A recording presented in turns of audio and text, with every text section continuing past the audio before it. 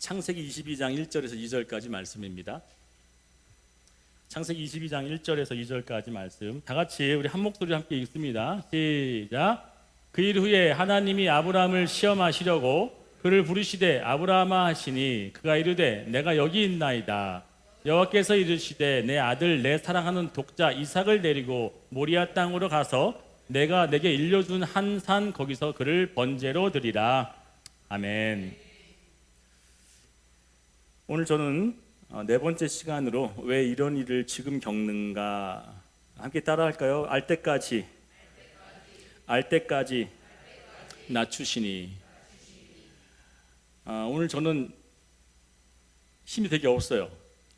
어제서부터 그랬어요. 어제서부터 힘이 없어서 예배를 드릴 때도, 그리고 또 찬양을 할 때도, 설교를 할 때까지도, 지금도 마찬가지지만 몸에 힘이 쫙 빠져서 이게 어떻게 설교를 할까 막 계속 두려웠습니다. 근데 그럴 만한 이유가 있겠구나라고 하는 깊은 하나님의 개입과 간섭하심이 있는 것 같아요.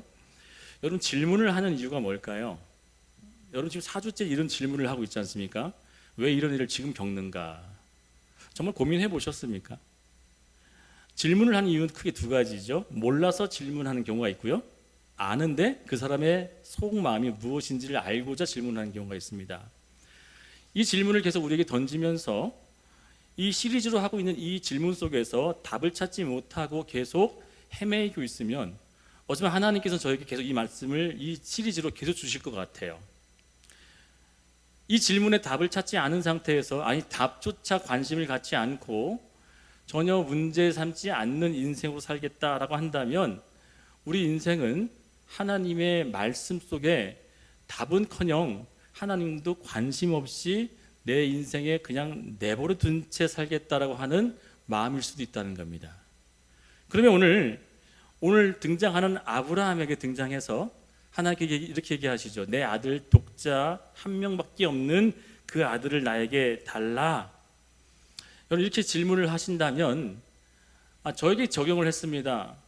우리 고은이나 우리 승민이를 바치라 그런다. 제가 바칠 수 있을까? 저는 못할 것 같습니다. 오히려 하나님께 말도 안 되는 요청을 하신 것에 대해서 굉장히 화를 낼 것 같고요, 그리고 그런 하나님 앞에 오히려 내 신앙을 저버린 채 떠날 수도 있을 것 같습니다. 어떻게 내 아들 하나밖에 없는 아들을 바치라 그래? 이렇게 잔인무도한 이런 하나님을 내가 어떻게 믿어? 라고 하면서 그 요청하신 그 명령에 순종하기는커녕 원망과 불평으로 뒤돌았을 것 같다는 얘기죠. 그런데 이 장면에서 시험을 내신 하나님께서 답을 요구하시는 게 그 아들을 죽여라 라고 하는 그 명령을 내렸지만 그 아들을 죽이기 위해서 하나님이 그 명령을 내리신 것이 아니라는 거예요. 본문 보겠습니다. 22장 13절 같이 읽습니다. 시작. 아브라함이 눈을 들어 살펴본즉 한 순양이 뒤에 있는데 뿔이 수풀에 걸려 있는지라. 아브라함이 가서 그 순양을 가져다가 아들을 대신하여 번제로 드렸더라. 여러분, 이 얘기 무슨 얘기인지 아세요? 아들을 바치라고 했는데 그 아들을 죽이려고 딱 하는 찰나에 하나님의 사자가 나타나서 잠시 멈춰라고 했다는 거죠. 방금 전까지만 해도, 3일 전까지만 해도 하나님께서는 명령을 내렸습니다. 네 아들 죽여서 번제로 바쳐라. 그래서 죽이려고 했었던 그 타이밍에 잠깐 멈추게 했던 그 하나님께서 뭘 하냐면 그 아들을 죽이지 말고 그 아들 대신 번제로 드릴 수 있는 또 다른 예물과 제물을 어떻게 했다? 준비해놨다는 사실이에요. 이 순양이 길 가다가 아브라함이 제사를 드리려고 했었던 그 근처에 뿔이 딱 걸려가지고 그냥 멈춰 서 있다고 하는 그 일이 우연처럼 보일지 몰라도 하나님께서 그를 멈춘 후에 눈을 들어 돌아다 봤더니 그 방금 전까지만 해도 보이지 않았던, 아까 전까지만 해도 그가 발견하지 못했던 그 순양이 나무에 걸려 있었다는 것을 알게 된 후에 그 순양을 가져다가 대신 아들 대신 번제를 드렸다는 거죠. 여러분, 그러면 생각해 봅시다. 여기서 생각해 볼 게 뭐냐면 하나님께서 아브라함의 순종을 요구하기 위해서 시험했다면, 그에게 완전한 순종을 원해서 시험을 했다면 그 순종을 확인하려고 실패할 수도 있었을 텐데, 그렇죠? 성공할 수도 있었을 것이고 실패할 수도 있을 텐데 순양 준비할 필요 있었어요, 없었어요? 실패도 할 수 있었고요, 성공도 할 수 있었지만 만일 실패했다면 순양이 필요했었겠죠. 그렇죠? 실패했다. 내가 죽이려고 했다가 못 죽였으면 그래, 네 마음이 약하니까 여기 있다 순양으로 해라. 그러시면 되는데 내리치려고 하는 그 순간에 이 뭐 하고 있었어요? 준비했다는 얘기는 무슨 얘기입니까? 그 사람의 믿음의 온전함을 보기 위한 것이 아니었다는 겁니다. 여러분, 성경은 누구를 위한 북이죠? 누구를 위한 책입니까? 나를 위한 책이죠. 성경은 나를 위한 책으로 나에 대한 하나님의 그 기록된 내용이 내가 살아가야 될 길에 이렇게 살고 저렇게 살면 안 된다라고 하는 길을 제시하는 완벽한 하나님의 진리의 말씀이죠. 이 말씀을 토대로 우리에게 적용을 했을 때 그 말씀을 모든 걸 다 지켜 행할 수 있을 만한 사람 여기 아무도 없다는 겁니다. 그러면 무고한 다윗을 죽이려고 10년을 쫓아다녔던 사울왕의 그 고난과 역경과 힘듦 이해되시는 분 계십니까? 반대로 스데만이 아무 잘못한 것도 없는데 돌에 쳐맞아 죽어가면서 오히려 그 상대방들을 향해서 주님 저들을 용서해달라고 하는 그 용서의 고백이 터져나오는 것 이해됩니까? 뭐 이해되지 않는 이야기들이 나에게 적용되어질 만한 성경 내용들이 사실상 적용될 만한 것들을 따지면 적을까 많을까? 적다는 거죠. 매우 적다는 거죠. 그런데 이 주어진 시험에 무엇을 배우기 위해서 하나님께서 우리에게 이렇게 잔인무도하고 때로는 정말 내가 원치 않고 더 심각하게 얘기하자면 나는 거부하고 싶은 만한 시험을 우리에게 허락하시는 이유가 뭘까라는 겁니다. 저는 이 본문을 보면서 또다시 하나님의 놀라운 뜻을 발견하게 됐는데 그것은 어떤 것 때문에 그랬냐? 아브라함이 믿음이 있었다라고 하는 그 기록한 내용을 히브리서 기자는 이렇게 기록하고 있습니다. 함께 보겠습니다. 시작. 그에게 이미 말씀하시기를 내 자손이라 칭할 자는 이삭으로 말미암으리라 하셨으니 그가 하나님이 능히 이삭을 죽은 자 가운데서 다시 살리실 줄을 생각한지라. 여러분, 이 아브라함은 뭘 생각을 했냐면 자기가 이삭을 죽이더라도 이 이삭을 하나님께 뭐 하겠다? 살릴 거라고 하는 부활의 신앙을 가졌다는 거죠. 부활의 믿음. 자, 그러면 하나님은 아브라함이 믿은 대로, 아브라함이 그 생각하고 마음속에 두었던 믿음대로 하셨습니까? 아니요. 하나님은 죽일 생각이 있었어요, 없었어요? 없었다니까요. 하나님은 그 이삭을 죽일 생각을 하시질 않았고 죽여라고 했지만 네 삶 가운데 가장 고통받음 속에서 고통 속에 쳐넣었을 때라도 이 아브라함이 겪는 그 모든 역경과 고난과 힘듦 속에서도 순종하겠다고 하는 그 순종의 결과가 아브라함은 살릴 거라고 했던 그 결론과 하나님의 일하심은 같았어요, 틀렸어요? 여기 보세요. 틀렸어요, 같았어요? 제 답은요 2번입니다. 하나님의 방법과 아브라함이 믿었던 방법이 같았어요, 틀렸어요? 틀렸죠. 맞아요, 틀려. 2번, 답이 2번이라고. 1번이 뭐라고? 같았다고, 2번 틀렸다고. 자, 아브라함은요 죽였으라도 살렸을 거지만 하나님은 절대 죽이지 않고 오히려 그 아들을 대신할 재물을 준비시켜 놨다는 사실이에요. 이것을 보게 되어지면 아브라함의 믿음과 생각과 하나님의 방법과 생각은 완전히 뭐예요? 다르다는 거야. 히브리서 기자는 아브라함의 믿음을 보고 그가 그 아들을 죽인다 할지라도 다시 살릴 믿음을 가지고 그 아들을 끌고 올라가가지고 통통 동여매고 제단 위에 올려놓고 칼을 들이써서 죽이려고 했지만 하나님의 방법은 그 방법이 아니라는 거예요. 우리는 늘 하나님을 오해할 때 어떻게 오해하는지 아십니까? 너무나 하나님을 모를 때가 너무 많아요. 저는 이 본문을 보면서도 나는 여전히 아직도 하나님을 잘 모르는구나 라고 저는 깨달았다는 거죠. 내가 안다고 해도 그 아는 것이 정말 조족지혈, 정말 새발의 피처럼 아무것도 알지 못하는 그 하나님의 속성과 성품과 그 뜻을 알기 위해서 애쓰고 있지만 그 깊으신 뜻을 알려면 아직도 나는 멀었구나 라고 깨닫게 되는 거예요. 그러다 보니까 오늘 설교하는데 저는 너무나 자신이 없고 설교할 힘이 없고 정말 내가 아는 게 없는데 뭐 아는 척 할 수 있어서 이 자리에 섰을까라고 할 그 두려움이 저를 감쌌다는 거예요. 너무나 그 하나님을 알기에 제 지식과 지혜는 한계가 있는 게 아니라 그냥 한계 자체가 말할 수 없을 만큼 측량 자체가 안 된다는 거죠. 그래서 이 성경은 우리에게 이렇게 얘기합니다. 너희 정말 영생을 원해? 너희가 참된 하나님을 정말 사랑하고 싶어? 요한복음 17장 3절에 얘기합니다. 같이 읽습니다. 시작.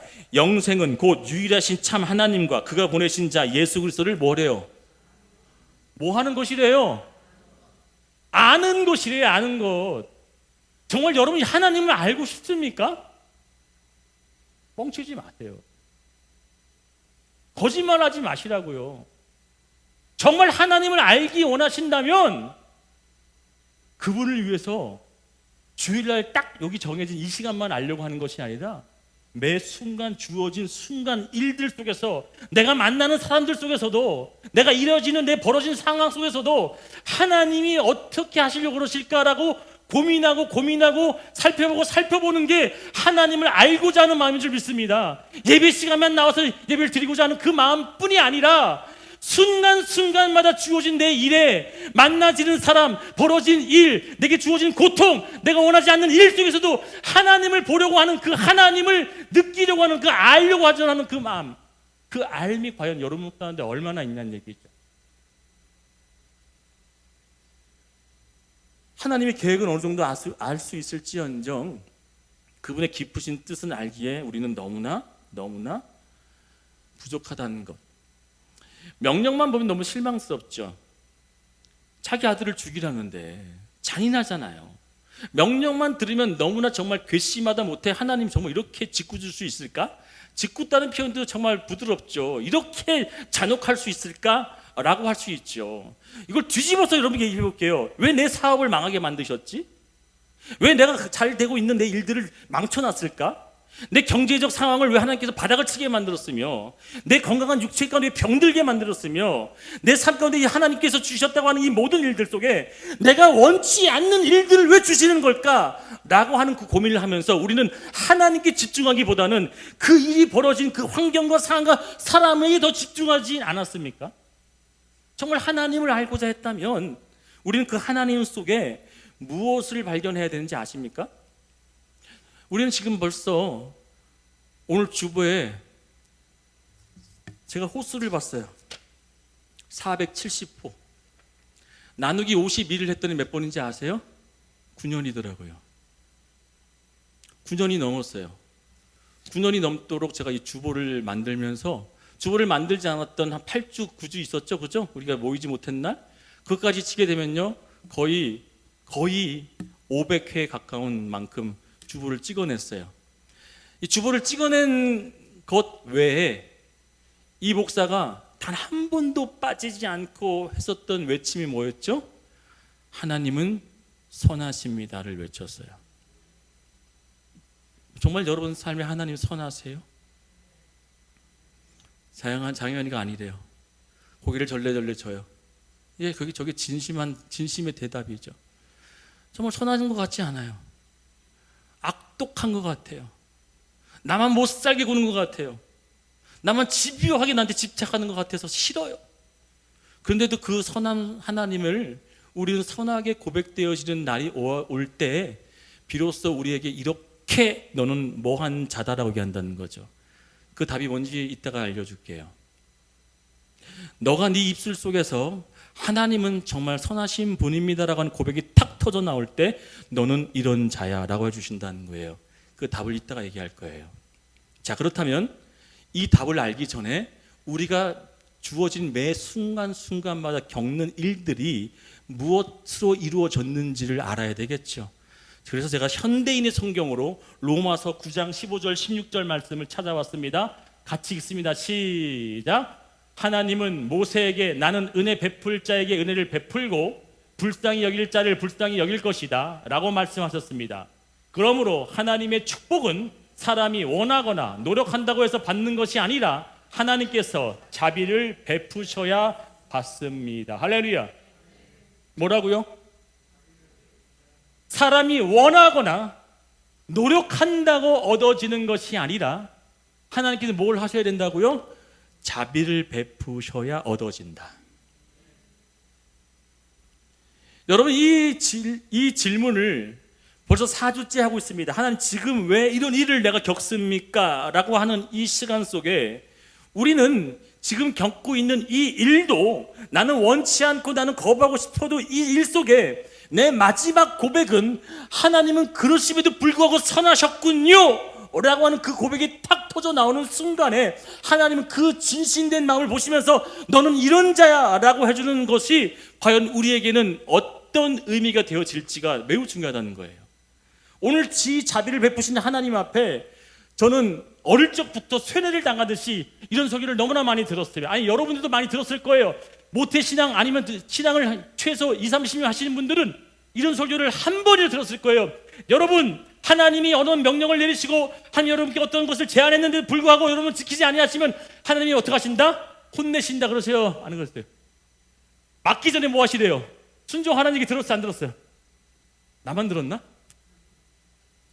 여러분, 혼나기 전에, 세상에서 두드려 맞기 전에 하나님께서 여러분들께 어떤 걸 제안했을 때 순종하는 마음으로 주님 앞에 나오세요 라는 얘기를 전 많이 들었어요. 순복음이 그런 게 더 셌나 봅니다. 여러분들은 뭐 다른 게 신앙생활 하시는지 몰라도 어찌 보면 맞는 말씀이죠. 하나님이 화가 나고 우리를 막 때려가지고 혼내가지고 사업을 망하게 해가지고 몸에 병이 들게 만들어가지고 하나님을 찾게 만들어지는 것. 그런데 하나님의 속성과 성품을 제대로 안다면 이렇게 속이 좁거나 옹색하게 우리의 잘못을 고치기 위해서 때로는 우리 부모님처럼 우리를 야단치고 혼내서 그 자리로 다시금 돌아오게 만드는 그 하나님으로 인식하게 되어지는 것이 매우 일반하고 또한 상식적이라고 하는 이 선을 저는 부시길 원해요. 왜냐하면 하나님은 우리가 알지 못하고 생각지도 못한 사랑스러운 방법과 자비하신 인자하신 방법으로 우리를 대하신다는 거죠. 이 아브라함은 죽여야지만 그 응답이 되어질 줄 알았지만 하나님 뭐 하셨어요? 이미 사랑으로 하나님이 자비하심으로 또 다른 답을 준비해 내셨다는 사실을 보면서 우리는 꼭 하나님의 그 잔인무도한 그 명령의 질문 앞에서만 이대로만 해야지만 하겠다고 하지만 하나님은 또 다른 선, 또 다른 자비와 또 다른 은혜로 여러분께 준비해놨다고 하는 그 사실을 안다면, 그러실 분이라고 우리가 믿는다면 걸어가고 있는 그 걸음 속에 때로 어려움이 있고 때로는 우리를 지치게 만들어도 그 어려움과 지침 속에서도 하나님이 어떻게 내게 응답을 하실지라고 하는 그 속성과 성품을 안다면 어떻게 한다는 거예요? 지금 있는 그 당하고 있는 고난 속에서도 뭐가 터져 나온다? 감사와 은혜에 대한 찬양이 터져 나온다는 사실이에요. 이렇게 하는 사람들을 하나님께 뭐라고 얘기한다고? 이따가 답을 준다고요. 궁금하죠? 그런 자를 하나님께서 어떤 자라고 얘기할 것 같아요, 여러분? 여러분, 시험을 만드시고 시험을 제시하고 시험을 주셔서 그 시험을 다시금 뭐해요? 성취해내신 하나님을 보실 수 있습니까? 아브라함 이 사건을 보게 되면 너무나 뚜렷하죠. 예레미야 33장 2절 보게 되면 뭐라고 나오죠? 이렇게 나오죠. 이를 행하시고 그것을 만들며 성취까지 하신다는 거야. 하나님께서 어떠한 시험을 주신다고 하면 여러분 잘 보세요. 내가 겪고 있는 어떤 시험이 있습니다. 그것도 하나님이 만드셨다고 했을 때 그 일을 성취까지 시키신 분이 하나님이라는 거죠. 그럼 우리는 해야 될 일이 뭐냐면 당하고 있는 그 결과 전에도 결과가 주어지는 그 과정 속에서도 뭐 하면 된다? 감사하면 된다는 거예요. 기뻐하면 된다는 사실이에요. 그래서 오늘도 이 찬양이 기뻐 소리치며 이렇게 찬양했었던 이유도 내 안에 원인 모를 때, 이유를 알 수 없을 때 가장 힘들고 고통스럽다고 하는 이 사실을 하나님 앞에 딱 내놨을 때 하나님이 이 문제를 주셨다고 한다면 하나님은 반드시 이 일을 선하게 이끄실 거야 라고 한다는 믿음을 가지시기를 축원드리겠습니다. 우리 한번 솔직하게 얘기해 볼게요. 자, 이제 깊은 시험증이 있다고 칩시다. 여러분들 기도할 거잖아요. 기도, 그렇죠? 막 너무 힘들어. 그러면 그 너무 힘들 때 기도를 난 잘 나온다 손 들어보세요. 난 기도 너무 잘 나온다. 좋다 이러겠네. 너무 힘들 때 기도 잘 안 나. 여기 앞에 앉아서요. 아버지, 이거밖에 안 나와. 너무 힘들 때. 여러분들 어땠어요? 그렇죠? 기도 막 잘 나와요? 아니요, 안 그래요. 하나님 도대체 왜 이런 일을 저에게 주셨습니까? 저 너무 힘듭니다. 정말 저 힘들어 죽겠어요 라고 하는 제 어떤 투정과 제 불평이 쏟아지는 것으로 나와요. 그런데 놀라운 게 있어요. 놀라운 게, 이 불평과 투정과 때로는 하나님을 향한 원망이 쏟아지는 것도 기도인 줄 믿습니다. 왠지 아세요? 봅시다. 시작. 요나가 물고기 뱃속에서 그의 하나님 여호와께 기도하여. 자, 기도라고 하는 단어가 여러 가지가 있는데 요나서에는 파랄이라고 하는 단어가 썼어요. 이 파랄이라고 하는 단어가 뭔지 아세요? 이것은 바로 내가 주님 앞에 그냥 기도했다라고 하는 게 아니라 억울함에, 원통함에 무언가를 탄원할 때나 호소할 때 나오는 단어가 파랄이래요.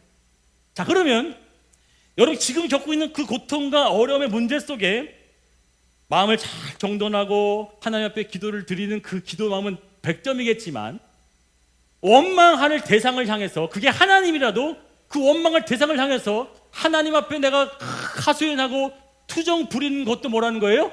기도라고 하는 사실이에요. 그렇다면 내가 어떤 문제가 발생했는데 그 문제 속에 하나님 앞에 원망을 쏟아붓지도 않고 하나님은 완전히 잊은 채 그 문제 때문에 벌어진 일과 사람과 환경에만 집중하는 것은 빵점이지만 오히려 원망하고 탄원하며 호소하고 억울함을 토해내는 그 한숨 소리도 몇 점짜리라는 거예요? 최소한 50점짜리라는 얘기. 할렐루야! 무슨 얘기인지 이해됐습니까?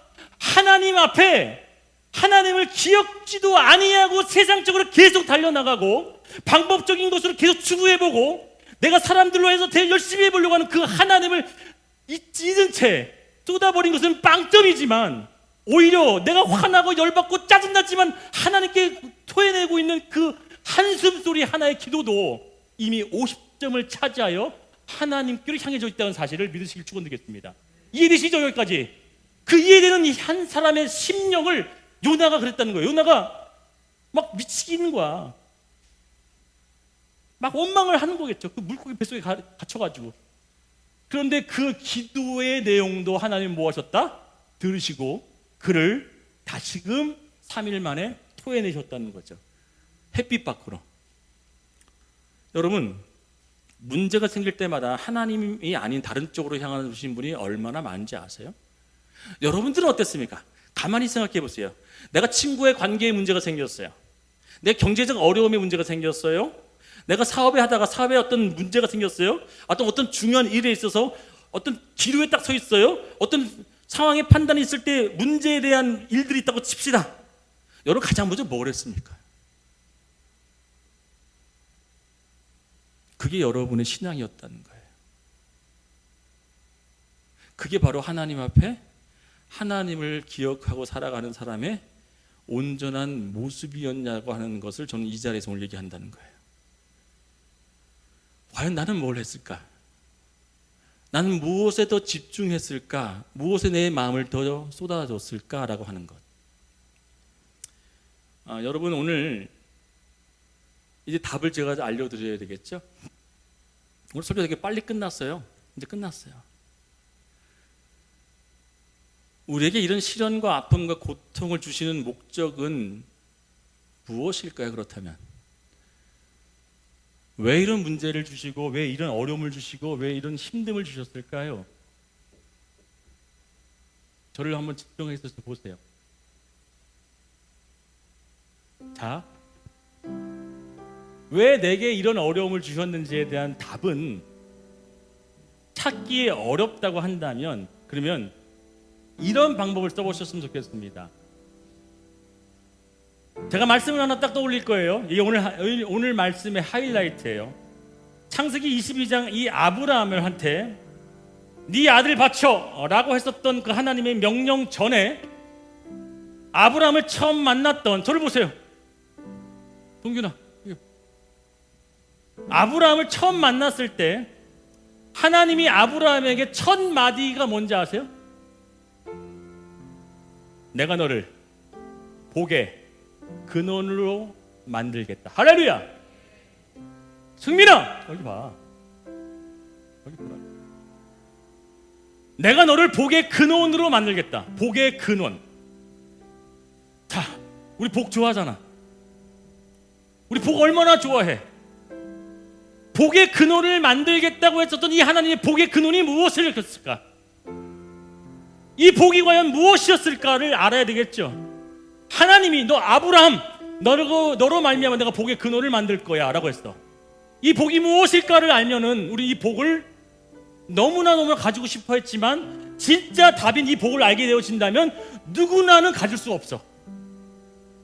모든 일을 가지고 싶어 하지만 누구나는 가질 수 없다는 이 복이 무엇일까? 바로 아브라함이 오늘 22장 칼을 들어 그를 들어 해치려고 했었던 그 자식을 죽이려고 했던 그 마음 속에 하나님이 야 멈춰, 이미 내가 이제 네 마음을 알았어. 네 마음을 알았어 그랬어. 성경에 네 마음을 알았어. 그의 행동으로 나왔던 결과가 아니라 그의 중심의 마음에 어떤 일이 벌어지든 내가 하나님께 하는 방법대로, 하나님이 원하시는 대로, 하나님의 뜻대로 살겠습니다라고 하는 그 고백됨을 가지고 살아갔던 그 인생이었는데, 마지막 시험을 딱 내줬는데 그 시험에 당당히 합격하는 그 아브라함에게 야, 내가 너에게 말했던 너 복의 근원이 되어지는 것이 너가 참된 내 일로 내가 만들었고 내가 성취해내는 것을 내가 오늘 보았다라고 한다는 거예요. 그래서 복이라는 것이 무엇이냐? 복, 우리가 너무나 좋아하고 지금도 너무나 간절히 바라건 그 복이 무엇이냐? 바로 이 말씀입니다. 같이 읽습니다. 시작. 내 조상들도 알지 못하던 만나를 광야에서 내게 먹이셨나니. 다 같이 읽어요. 시작. 내 조상들도 알지 못하던 만나를 광야에서 내게 먹이셨나니 이는 다 너를 낮추시며 너를 시험하사 마침내 내게 복을 주려 하심이라. 할렐루야. 더 피폐해지고 아파하고 원치 않는 일들 중에 우리는 한 가지를 얻게 되는데 마침내 복을 얻는다. 그렇다면 이 복이 뭐냐 이거죠. 이 복, 아브라함을 향해서 너 이 복의 근원이 될 것이고, 이 복의 근원이 될 것이고, 이 근원으로 말미암아 너가 있는 모든 자손들이 이런 복받은 자가 될 거야. 이 복 궁금하지 않으세요? 이 복 원치 않으세요? 이 복이 과연 어떤 복일까? 아브라함 너를 통해서 야곱, 그러면 요셉, 이삭, 그들의 모든 후손들이 이런 복들을 갖고 살아갈 거야. 이 복이 뭐냐 이거예요. 이 복, 물질의 축복이요 여러분 덤으로 주셨어요. 할렐루야. 장수의 축복 덤으로 주셨잖아요. 그대 삶의 사업의 형통 번외로 주셨죠.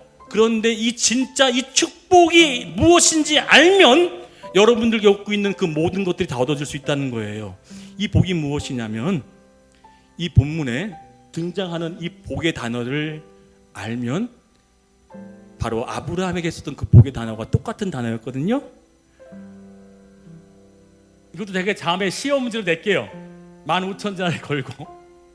바로 되게 외우기 쉽습니다. 야, 타. 얘는 야타족이 있던 거 아세요? 우리 어린이들이 모르구나. 야타. 그 다음에 마지막에 야타부. 야타부라는 단어야. 뭐라고요? 야타부. 이게 뭐냐면요, 이 복이 야타부라고 하는 단어인데 좋은 것으로 받아들이다, 올바르게 여기다.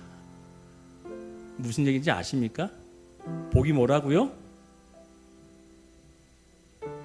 복이 뭐라고요? 야타부, 좋은 것으로 받아들이고 옳은 것으로 여기는 것, 이게 야타부예요. 아브라함은 복의 근원이 되겠다고 그 명령을 받자마자 그는 하나님이 주시는 모든 것들을 뭐 했어요? 좋은 것으로 여겼어요. 야타부로 여겼다는 거죠. 요셉도 그가 겪었던 모든 일들을 좋은 것으로 여길 수밖에 없었던 야타부의 축복을 받았던 이유가 뭐냐면 그가 겪었던 모든 일에서도, 아니 이 일에서도 하나님 무슨 뜻이 있을 거야. 내가 지금 형들에게 배신을 당했어도 하나님은 이것을 좋은 뜻으로 있을 이유가 있을 것이야. 감옥에 갔는데 억울한 누명이 있었는데, 아니 이 억울한 누명 속에서도 하나님은 반드시 나에게 좋은 것으로 주실 거야 라고 느끼고 믿고 살았던 그 마음이 복된 사람들의 마음이라는 것이에요. 진짜 복받은 자는 어떤 자라면 내 환경과 상황에 주어진 어떤 결과물의 열매를 보고서 아멘 하는 것은 누구나 하잖아. 모든 일이 하는 방법이지만 반대의 일이 주어졌는데도 불구하고 주님, 나는 하나님이 나에게 좋은 것으로 줄 믿어요, 선한 것으로 인도할 걸 저는 알아요 라고 하는 야타부의 마음을 가지는 자로 하여금 너는 복된 자구나 라고 한다는 거죠. 이해되셨습니까? 이제 아브라함에게 넌 복의 근원을 내겠다고 이 말씀에서 이 복의 근원은 그로 말미암아 그의 아브라함의 자손들 모두 다 어떤 사람들이었죠? 매를 맞고 죽어가도 뭐라고 했어요? 하나님은 선하십니다. 그랬어 안 그랬어? 아브라함의 자손들 모두 다 어떤 복을 받았냐고요? 주어진 일에 원망과 한을 대적한 것이 아니라 주어진 일이 내를 절망한 일이어도 그 아브라함의 자손은 어떤 자손이었냐면 야타부의 정신으로 살아갔던 사람들이 복받은 자가 되었다는 사실입니다. 그래졌더니 그들의 삶 가운데 이삭은 거부가 되어지는 물질적 축복을 그냥 더물었게 되어졌고, 아브라함도 장수의 축복을 얻게 되어지고, 요셉도 나중에 총리가 되어져서 그의 마지막 고백이 어떻게 고백되어졌습니까? 봅니다. 시작. 당신들이 나를 이곳에 팔았으므로 근심하지 마소서, 한탄하지 마소서. 하나님이 생명을 구원하시려고 나를 당신들 앞서 보냈습니다. 또 한번 볼게요. 그 다음 거. 당신들은 나를 헤아려 했으나 하나님 그것을 뭐로? 선으로 바꾸사. 이 요셉의 머릿속에서도 야타부의 정신이 있었다는 거죠. 여러분, 사랑하는 여러분, 복이 뭔데요? 무언가가 주어지는 축복적인 결과물이 복이 아니라 내게 주어진 어떤 일을 지금도 이것을 하나님 앞에 선한 것으로 받아들이는 그 마음이 복된 마음이라는 사실이에요. 이제 깨달아지셨습니까? 이제 무엇인지 알게 되셨어요? 아브라함을 통해서 나는 너를 통해 너의 만국의 아비가 될 건데 너를 통해 모든 자들이 복을 받을 것이야. 무슨 복? 하나님은 선하시다라고 고백하는 그 복이 모든 이들로 하여금 나오게 만드는 것이 하나님의 계획이자 성취할 일인 줄 믿습니다. 눈을 감아보시죠. 이제 우리가 어떻게 살았나요? 아니, 우리 방금 전까지만 해도 난 어떻게 시간을 보내고 하나님을 쫓았습니까? 우리는 여전히 내가 주어진 어떤 일 속의 결과물, 손에 잡힌 것들로만 감사했지만, 오늘 아브라함은 잡혀지지 않고 보여지지 않고 불확실한 그 미래 속에서도 하나님은 선하시다라고 하는 그 고백된 믿음으로 생각했던 그 마음을, 하나님은 넌 정말 복받은 자구나, 넌 정말 복 있는 자구나, 그러니 너에게 내가 복을 허락하겠다라고 했었던 그 복이 우리에게도 있어야 되지 않겠습니까? 저에게 그런 복을 허락해 주옵소서. 하나님, 나는 정말 세속적으로 내가 손에 잡혀지고 내 삶에 내 무언가가 이루어져야 되고 내가 얻어져야지만 내가 그 복을 알겠지만, 이제는 하나님 얻어지지 않아도 내가 내 삶에 하나님의 축복을 주어진 것을 내가 느끼며 살아갈 수 있도록 도와달라고, 좋은 것으로 받아들이며 올바르게 여길 수 있는 그 야타부의 복이 내 안에 있게 해달라고 다 같이 한번 주의 성을 한번 부르며 통성으로 기도하도록 하겠습니다. 주여, 사랑으로 내가 충만하신 아버지 하나님,